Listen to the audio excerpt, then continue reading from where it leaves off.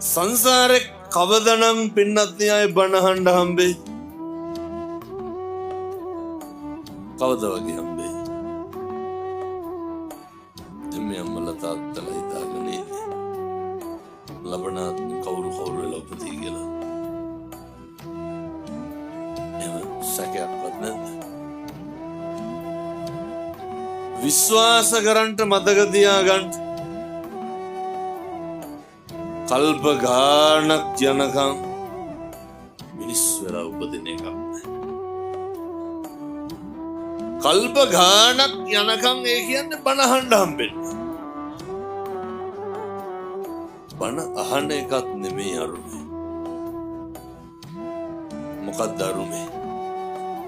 දැන් මොකක් හරි අහලා තේරුම් ගන්න පුළුවන් කවුරු වෙලා ඉපදුනා. බලන්න මොයින් බල්ලොන්ටත් ඇහෙනවද? තේරුම් ගන්න පුළුවන්. නිවන් මඟ අහුරන ප්‍රබල කාරණයක් තමයි වෙනත් ව්‍යාපාදේ. කේන්තිය. මරෙන්ඩ කලින් පුරුදු වෙන්න මේ කේන්තිය නවත්තලා